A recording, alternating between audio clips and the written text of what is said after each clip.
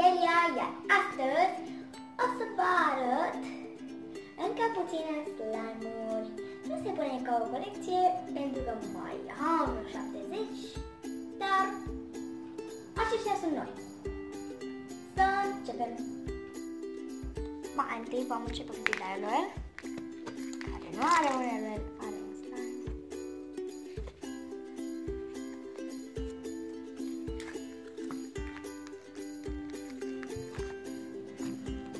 Acesta l-am numit de Rare Slime pentru că îl țin într-o cutie de LOS și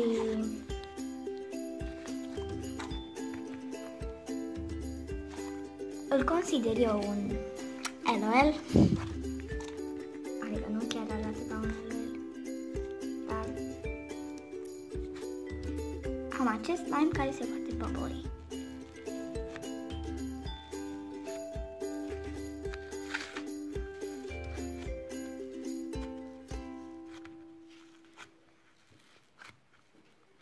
Ce bine se aude!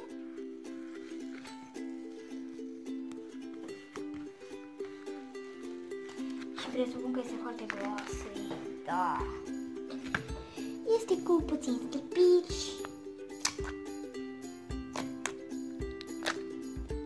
Facem câteva crunchies, că știți, eu fără crunchies eu nu pot.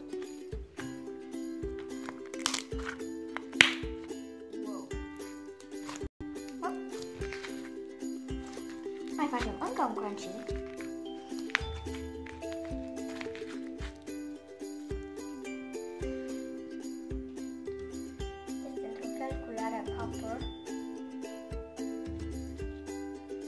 Acum chiar nu mi-e scruncize.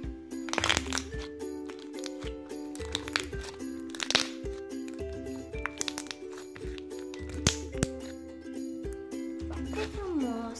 Să trecem la următorul. Continuăm cu acest slime, care este glossy și cred că îl recunoașteți. Este slime-ul care l-am făcut împreună cu acel clear roșu, ce îl geam și este chiar glossy. Deci să începem ASMR.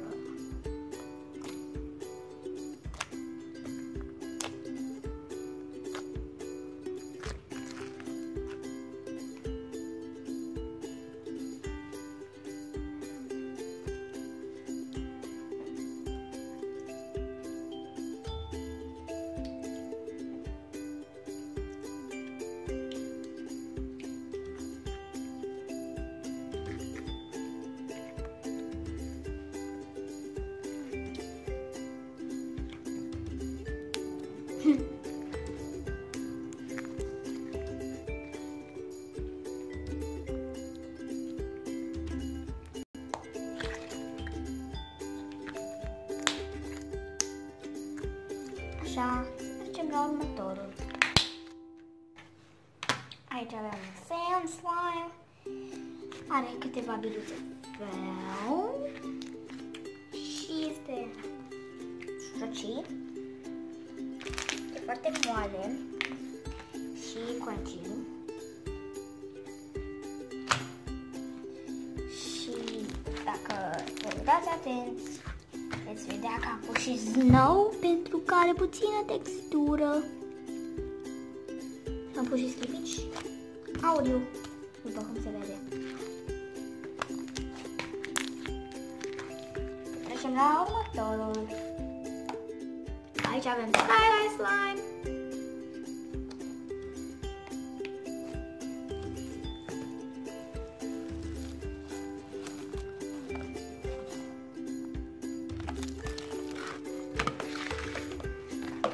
Albastru, iar după aia este roz.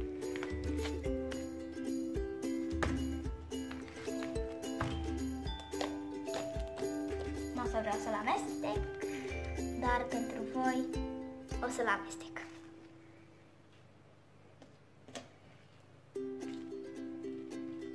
Wow!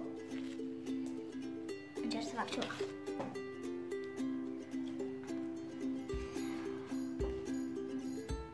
să fac și un mare poops roll.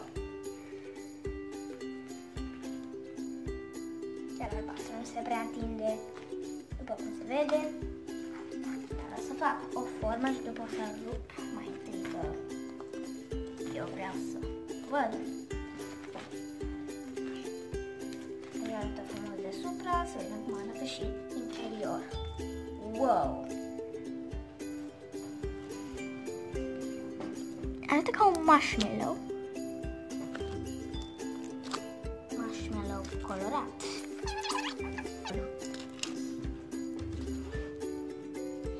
Poate să fac și un marshmallow slime dacă vreți, să-mi comentați.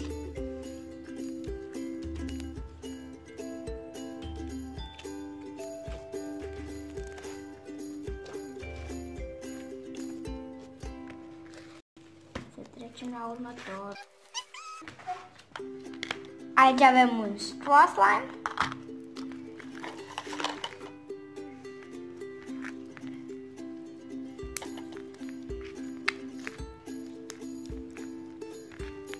Este foarte glossy și foarte smooth. Cum am pronunțat smooth.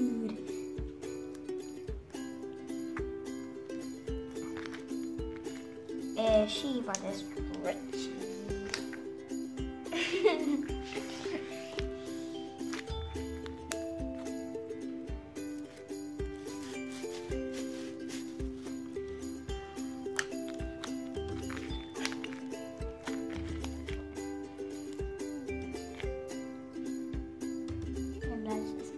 Pentru că sunt pline de slime și sunt ciudate.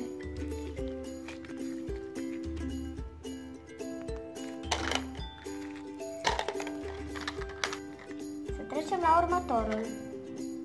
Aici avem un sand, snow, fluffy, glitter, de toate slime. Și are doar un singur flow, da.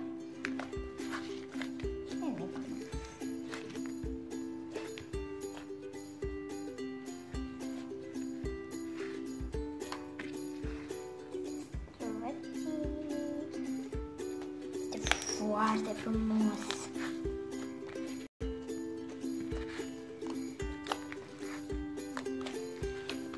Și crunchy.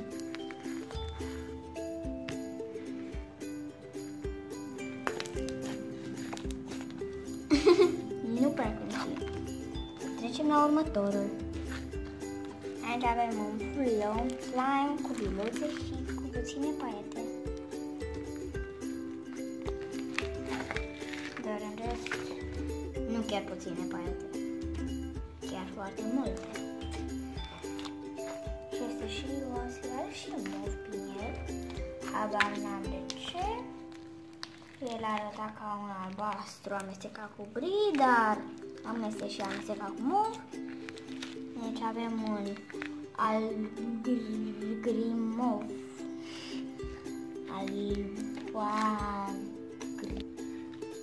Movile de la paiete.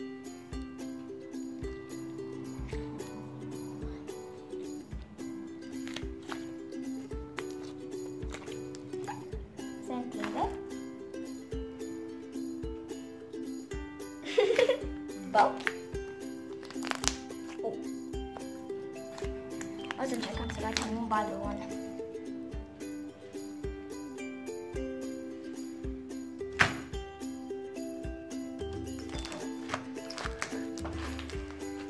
O să încercăm să facem cu următorul. Aici avem slime-ul care l-am făcut împreună cu glossy purple slime.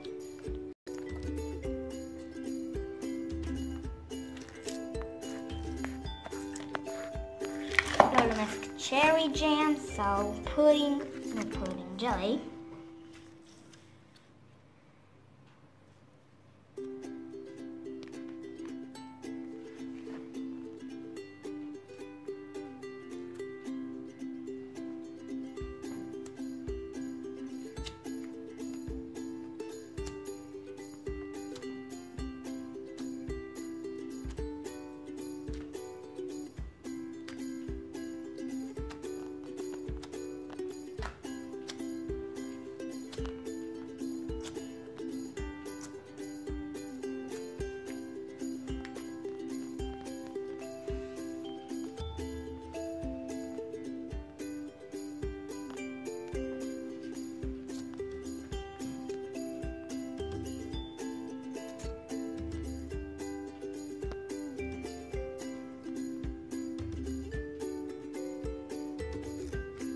chiar dacă nu este butter, wow! Știți ce? Face și mai bine decât butter. Nu știu, mi se pare mie. Scrieți în comentarii dacă vi se pare. La butter parcă nu se va vede nimic, dar în acesta se văd liniuțe. Să trecem la următorul. Aici avem Liquid Life, cum l-am numit eu.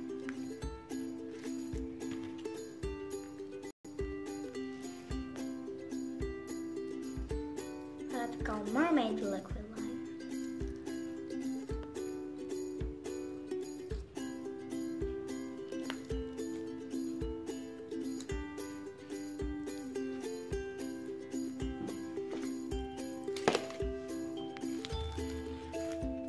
Nu este așa de satisfăcător,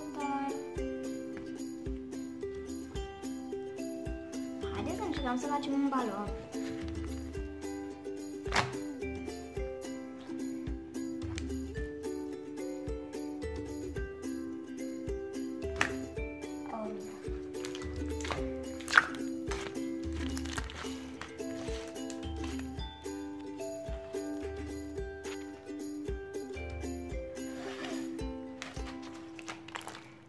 Încerc încă o dată.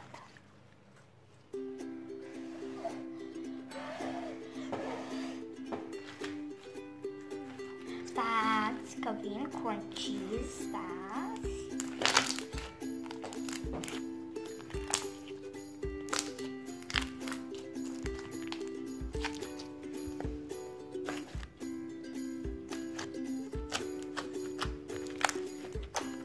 Să mai mă joc prea mult, să trecem la următorul. Acesta este ultimul pe care îl prezint astăzi. Eu îl numesc Liquid Emerald, dar e cam just star. Pentru mine nu e nimic. Pentru că eu sunt prietenul cu lemurile lipicioase. Deci nu e nicio problemă. Din acesta putem să încercăm să facem un balon.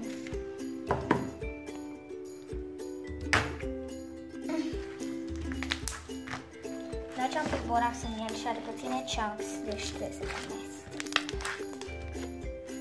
Uite. O paietă.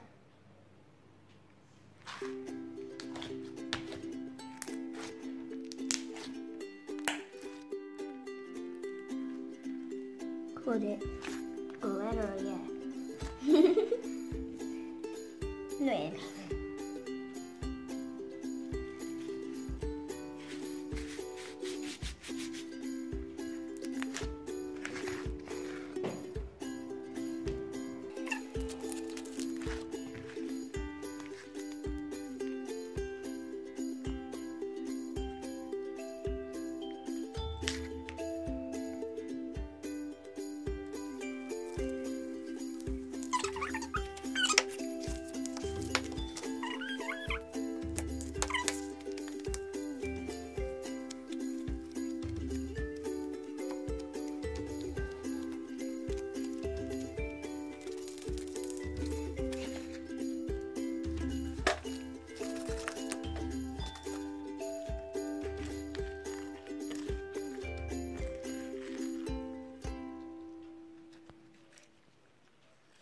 Dacă v-a plăcut acest episod, nu uitați să dați un mare like, să vă abonați la acest canal. Pa!